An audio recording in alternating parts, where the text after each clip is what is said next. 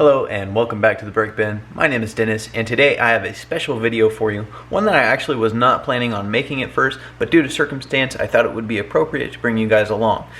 Because, as I'm sure you've read by the video title, we're going to be talking about how I sold this Lego set on eBay for profit. And that's a very important point that I want to bring up, is that we're making a profit, not just selling it, because it's very easy to sell on eBay, but it's a little bit more difficult and there's a little bit more that goes in when you're trying to make a profit.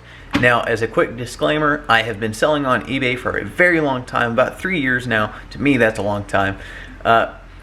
So I know what I'm talking about. I might not always know everything about Lego, but I do know how to make a profit on it, and that's what I'll be talking about today. Alright guys, so when it comes to selling on eBay, making a profit can be kind of a difficult aspect to obtain, but the fundamentals behind it are very simple. Simply buy low, sell high. That's all you have to do. For example, I paid $17 for this set and I ended up selling it for $36 on eBay. Now, is $36 what I walked away with? No, but I did make profit. So if there is one main concept that you guys should walk away with today, that is buy low, sell high. If you can get that mastered, then you guys are set. All the other little parts, the shipping, the costs that come along with selling on eBay, that will come naturally. Unfortunately, sometimes that comes through mistake, but as long as you learn, you'll be okay. And to not do it next time.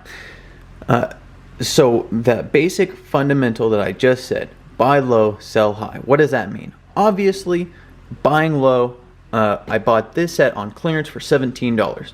Now this set has 552 pieces. Generally, when we're talking about Lego, you can usually get about 10 cents per piece, meaning one day this will become a $50 set. Maybe not quite there, as it's Ninjago. Ninjago doesn't appreciate as much as some other themes. For example, Jurassic Park, which the first generation of Jurassic Park sets, they jumped up so high in value. In fact, Bree actually sold one on her eBay that she bought for $20. She ended up selling it for $100. Just to give you an example of buying low, selling high. In this case, I bought this set for $17 on clearance from Walmart, and I ended up selling it for $36 on eBay. Now, that $36 is not just a random number, it's a calculated number. And I'll explain how I calculated that in a moment. A couple of things to consider when trying to make a profit are, number one, your initial investment compared to potential profit. That's just buy low, sell high, a little bit more wordy, I suppose. What I mean by that is I was able to purchase this at $17. Once I consider two other factors that are on this list, I then will know how much I need to sell it for. In this case, I sold it for $36 to make a profit. Could I get $39 out of it? Possibly. But the thing is, I listed this 2 days ago. That means it was a very quick sell. And that price, $36, was a perfect price point to sell fast. Which, when it comes to business, when it comes to selling, you want that. You want to sell fast. And then you have two options. You can either pocket the profit, which I might end up doing on this, or you can reinvest, which if you're a smart investor, you'll do that. What I mean by that is you walk away with your initial investment, that $17 plus your profit, and then you go buy another set, another $17 clearance set, and then sell that one. So in this case, I made about $5 on this set when it all came down. A $5 profit, you can go reinvest it and make another $5. You don't even have to invest your $17 plus your $5. You can pocket your profit and then reinvest your initial investment into this set. That's $17. I'm sorry if I confuse you guys at all, but hopefully by the end of the video it will make more sense. Alright, so now that we've talked about buying low and selling high, the second thing to consider when trying to make a profit is the cost to ship. Shipping can be detrimental when it comes to your profit. And what I mean by that is, so we sold this for $36. It's going to cost me $8.34 to ship this. That is a good portion of that $36. Thankfully, eBay does give you a little price break on the shipping, where normally to ship this priority would have cost like $10, a little over $10 at the post office. So you want to use eBay shipping method when you're on the website, because you do get a little bit of a cut there, and that can help you save on shipping. Now, when I purchased this, that buy low, sell high, I knew that it would cost about that to ship this. Typically, the items that I sell are a pound or less, because it is significantly cheaper to sell items that are a pound or less. In this case, it's over, so I'm going to be paying more on shipping, but that was calculated into the price point. So the third thing that you need to consider is your fees. You're going to run into two main fees: your eBay fee, which is 10%. I know that's pretty large. And then your PayPal fee, which is an additional 3% that they take out as soon as it goes into your PayPal account. So in total, 13%, which, if you guys don't know, eBay owns PayPal. So they're kind of, double dipping you there. But so the main thing that you guys need to know is that off of your total purchase price plus shipping, in this case I did free shipping, so I don't have to worry about that. But your total purchase price, $36, you're going to be paying 13% of that in fees. It's another reason that eBay has also been coined up a name, Feebay, if you guys have heard that before. And it's honestly kind of true. The fees kind of suck, but that doesn't mean you can't make a profit. That just means you need to buy even lower and take that into consideration. All right, guys, so once you've taken those three factors into consideration, you're ready to break down to your profit. So we sold this for $36 US, and we're going to multiply that by 0.13. That's 13%. That's the total amount of fees that you'll be paying to eBay and PayPal, which are actually one and the same, we've determined. And then you get $468. We're going to take that $468 in fees, subtract it from our $36 that we sold it for. We get $31.32. And then we're going to subtract our other main cost, which is going to be shipping. It cost me $8.32 to ship this. So $8.32. And then we get $23. $23 is what we are walking away with. And it's funny, it ended up being even. 23 even is what I walk away with. Now, our initial cost was $17. So after you subtract the initial investment of $17, you get $6, which is my profit. I made $6 on this set in 2 days. For me, that's pretty dang good. When you consider that $17 is what we initially paid for it, and we're getting that back plus our $6, we're walking away with 23.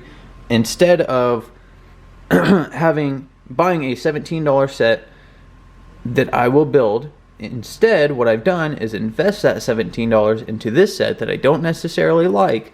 Nothing against Ninjago, it's just not a theme that I prefer. So I buy a $17 set, make an extra $6 off of it, and then I have $23 to then go back and buy a different set with. To me, it's a no-brainer. Why would you not invest your money, especially into Lego, something that we already love? Say I couldn't make a profit on this. Worst case scenario, for $17, I just break this down into my collection. It just takes away some of that risk for me. And but the thing is, I'm never worried about not making profit on this, because that breakdown that I did right there, I do in the store before I even make this purchase. I do that so I know a rough estimate of how much I'm going to make profit on a set. Now, I know $6 doesn't seem like that much, but let's say you bought 10 of these sets, or let's just say 5. Let's say 5 of these sets at $6, and you can make an extra $30 off of selling them. Alright, so in case you guys have never actually listed anything on eBay, I just want to give you a couple of quick tips. Notice the first thing that you see when you come to my listing is going to be the pictures, the images of the set. They're not stock images. When I see stock images as a shopper, I more often than not, just write them off, because I don't know what I'm actually getting. As an eBay seller, I like to take pictures of the actual item so they know what they can expect. This set here has a small crease. I list that in the eBay listing. That way the buyer knows beforehand, before they buy it, hopefully, assuming that they read, that there is a crease in it, and then I'm not liable for when they receive it and it's not in the condition that they expected. But so you see that picture, it's a nice bright picture, it's vibrant, it's clear, there is a plain background, there's no distracting other items in the picture, and not to mention there are several angles. For example, here's an angle where you can see that crease a little bit better, but it's also in the description. As far as the description goes, you're going to want to be as specific as possible, give as many details as possible. With brand new Lego sets, it's not that bad, but say you were selling a open one and it was missing a piece, you're going to want to say that in your description. Now I want to talk to you guys about price a little bit. So I sold this at $36, and I know you're probably wondering how I got to that. And so obviously that $17 that I bought it for comes into play, but it's not nearly as important as how much they're selling for and how much they're listed at. So first I go down here to, there is an option where you can select sold and completed items. That's what I'm going to click, and it will give me the actual sold items. Recent sold items, it's in chronological order. So November 24th, that's today, the time of filming. That's my listing. I sold it for $36. Before that, the last one of these that sold was November 20th at $35. So this one actually sold less than mine did. But then this one sold for more, $39.99, also the same day, the 20th. So when I looked at that, I said, okay, it can sell as much as $39.99 or as low as $35. But the other thing that I have to take into consideration is how fast I want it to sell. So it sold in 2 days for me. I listed it 2 days ago, it sold at $36. What I did was I stayed on the lower end of that because I wanted it to be a quick sell rather than the highest price point.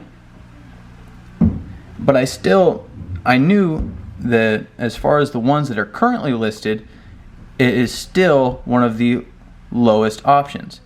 So if I go to the current ones, there's not many lower than $36. See, the only other ones are going to be $39.99, or in this case, $32.99 plus $12.60 shipping. Therefore, comparatively, mine at $36 is still a good buy. So after you've set up your listing, the only thing you have to do is simply wait. The lower you can sell it at while still maintaining a profit, the faster it will sell. So your next thing that you have to do is package it up. And what I like to do is I save all of my Lego bags. Sometimes I use bubble wrap. It really just depends on the set. Say this was a $100 set, I would definitely be bubble wrapping it, bubble wrapping it, bubble wrapping it. And the reason I say that is because USPS, FedEx, UPS, they're notorious for handling packages subpar. And the thing that we want to do as the seller is package this in a way that we would want to receive it. That is my best advice that I can give you guys as far as shipping goes. So what I'm going to do today is actually reuse in this case because it's free. It's one of those cost margins that you can simply subtract. I will wrap this in a Lego bag to prevent scuffs, anything else. It will just give another barrier to the box art and help protect it a little bit more. After that, I find a suitable box, preferably as small as possible. And in this case, I couldn't find a box that was perfect size for this, so I grabbed one that was just slightly bigger. Now this is a reused box from Lego.com. Their boxes are usually the best to use because, you know, they're sized for Lego sets. So you'll notice that we still have plenty of room on the sides. For that, we're going to use the big bubbles. A lot of people don't like the big bubbles, but if they're used correctly, and plenty of them used, they work really effectively. So you'll notice when I put this around, it's a tight fit. Most bigger places don't do this. They just kind of put like 3 in there, and then the box has way too much room to move around. You'll notice it's not moving side to side. It's not moving towards that side, but I still have a little gap there. So I'm going to add a couple more. Most companies would not do that, and that's where you run into issues. So now that we've packed it as tight as possible. Maybe a couple more. Okay, so now that we've packed it as tight as possible, then we're ready to tape it up. Notice how the flaps will close, but they're still puffing out. So that box, that Lego box on the inside, is not going anywhere. When I shake this box, the only noise that you'll hear is the pieces inside of those bags. You're not going to hear the actual box sliding back and forth. And generally, as long as no one is, throwing this thing, kicking it, whatever, which sometimes does happen, and that's one of the risks we take. That's why we ship priority and have insurance up to $50 on these. They're generally going to be safe. It's usually a rare occasion that a set arrives and it's completely, utterly destroyed. And even if it does get damaged a little bit, my solution to that is usually a partial refund, because the Lego pieces aren't necessarily getting damaged. The box might get dented or something. So what I usually do is issue a partial refund. If they're really upset, if I feel that the need is there, I sometimes will give them a full refund. It really just depends, and you have to play it case by case. But so this is ready to be taped up. I have the shipping label all printed out, and I'll tape that on there, and that's all you have to do. Take it to the post office. So I already had my label printed out, but I forgot one crucial step, and that is weighing it out. You're going to want to get a scale like this. Don't take it to the post office. Well, you could take it to the post office, have them weigh it out, but then you're still going to want to print it from eBay, because you get a huge discount on your shipping. Use that discount. If you're going to be selling mini sets, I definitely recommend getting one of these scales. I mean, this is cheap. It's like $10, honestly. Then you put it on there, find out your weight, print it off the website. It's very simple, and you're going to be saving a couple dollars because you're doing it through eBay. Now in this case, this was a set that I bought on clearance, but you don't always have to buy them on clearance because clearance isn't always available. I want to show you a couple of other instances where I source Lego sets from other places.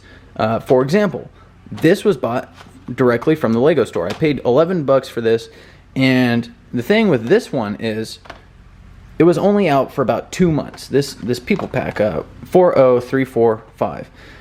It was only out for about 2 months, and Lego discontinued it. Don't ask me why, but I noticed this, so I ended up buying a bunch of these. Because I anticipated, since there was a low supply of these, I knew that the demand would rise. So I paid $11 for these. These are now currently worth about $24 each. 24, 25, it just depends on the day. And I think the value of them will only go up, will only increase. And that's the nice thing about investing in Lego. Here's another one that I actually bought not from the Lego store. I bought this about a month ago, and this is one that I'll end up keeping, but it's one that if I wanted to, I could invest and sell this one. So this tag says $9.99, but the place that we got this from, the way they work, their name's RJ's Discount Store, is they price everything at their original MSRP, and then you get 50% off. So I actually paid $4.99 for this, or $4.98, whatever. I paid $4.98 for this, and these sell for anywhere from $15 to $20 by themselves. So there is a profit margin on that. Now, of course, this one I'll be keeping in my collection, but on these, I was able to buy enough to where I get to keep one, but then sell the rest.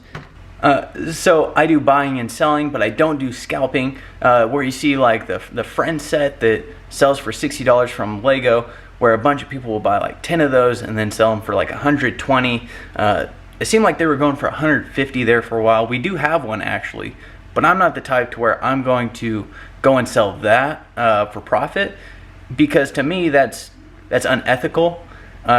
So when I do buying and selling, it's typically clearance items and other sets. This might be the one exception, but to me that's more than ethical. Where you're running into problems is sets that are still available. I definitely don't support that. Don't go out and buy the Friends Central Perk set and for $60 and then try and sell it for 120. To me, that's just scummy, honestly. I know some people got to do what they got to do, but to me, it's just not worth it. Whereas this set, where I found it, I put in the work to go find it and to list it and sell it if I choose to do that, I think that's perfectly okay. and I think it's okay for you guys to do that as well. But with that, thanks for watching, guys, and hopefully you guys can take something away from this today and maybe give it a try. Try selling a set on eBay. Maybe it's not a brand new set. Sell one of your old sets, a set that you don't care for as much anymore, and let's say there's a really nice brand new set that you want to go get. Maybe sell the old one and try and apply that. In some cases, you might even be able to make more than what new sets sell for now off of an old set. Say you had an old SpongeBob set that's now worth a ton of money. Maybe sell that one and get 2 new sets that aren't worth as much, but sell for a lot less now. Anyways, thanks for watching, guys, and I hope you learned something today.